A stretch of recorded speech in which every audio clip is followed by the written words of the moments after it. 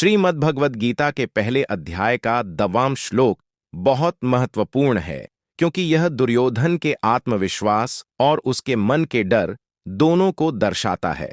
श्लोक: अपर्याप्तम तदस्माकं बलम भीष्माभिरक्षितम पर्याप्तम त्विदमेतेषां बलम भीमाभिरक्षितम।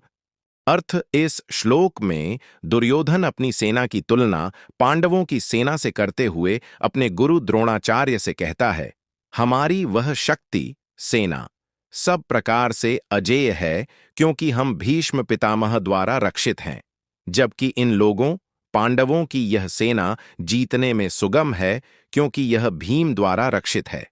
दुर्योधन यहां अपनी सेना का विश्लेषण कर रहा है, लेकिन उसके शब्दों के दो अर्थ निकलते हैं।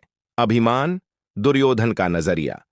दुर्योधन को लगता है कि उसकी सेना संख्या में बढ़ी है और उसे भीष्म पितामह जैसे दिग्गज का संरक्षण प्राप्त है, जिन्हें हराना असंभव है।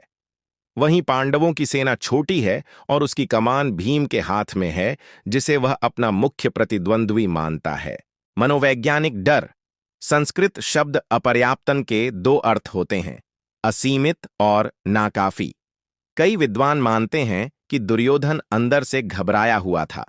उसे डर था कि भीष्म पितामह पांडवों के प्रति नरम दिल रखते हैं, इसलिए शायद उसकी इतनी बड़ी सेना भी पांडवों के सामने कम, नाकाफी, पड्डीडीडीएच जाए। भीष्म बनाम भीम। दुर्योधन ने अपनी सेना के रक्षक के रूप में भीष्म, अनुभव और नीति के प्रतीक, का नाम लिया, जबकि पांडवों के लिए भीम केवल शारीरिक बल के प्रतीक का नाम लिया। यह उसकी मानसिक असुरक्षा को दिखाता है।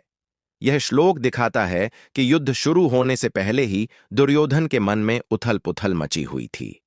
वह खुद को दिलासा देने की कोशिश कर रहा था कि वह शक्तिशाली है, लेकिन धर्म की शक्ति पांडव उसे अंदर ही अंदर डरा रही थी।